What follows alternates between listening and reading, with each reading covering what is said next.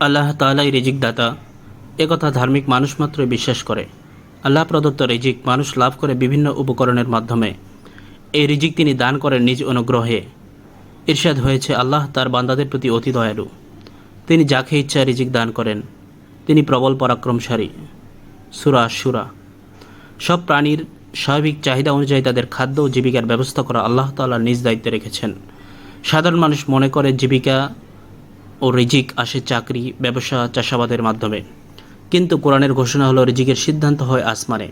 আল্লাহ বলেন, আকাশে আছে তোমাদের রিজিক ও প্রতিশ্রুত সব কিছু। সূরা আল জাজিরাত। কোনো মানুষের নির্ধারিত রিজিক ভোগ করার আগে মৃত্যু আসবে না। জারির বিন আবদুল্লাহ রাদিয়াল্লাহু তাআলা আনহু বলেন, রাসূলুল্লাহ সাল্লাল্লাহু আলাইহি ওয়াসাল্লাম বলেছেন, হে লোক সকল, তোমরা আল্লাহকে ভয় করো এবং উত্তম পন্থায় জীবিকা অন্বেষণ করো। কেননা কোনো ব্যক্তি তার নির্ধারিত রিজিক পূর্ণরূপে না গ্রহণ করার পূর্বে মৃত্যুবরণ করবে না। ইবনে মাজাহ। তা সত্ত্বেও কিছু মানুষ দ্রুততার সঙ্গে অর্থ উপার্জনের চেষ্টায় থাকে। যে কোনো উপায়ে তারা আয়ের ব্যবস্থা করতে দ্বিধান্বিত হয় না। সুতরাং স্বল্প সময়ে বেশি উপার্জন করায় তাদের অভীষ্ট লক্ষ্য হয়ে যায়, যার ফলে তারা আল্লাহর পক্ষ থেকে যে নির্ধারিত জীবিকা পেত তার সীমা লঙ্ঘন করে দ্রুত উপার্জন করার চেষ্টা করে।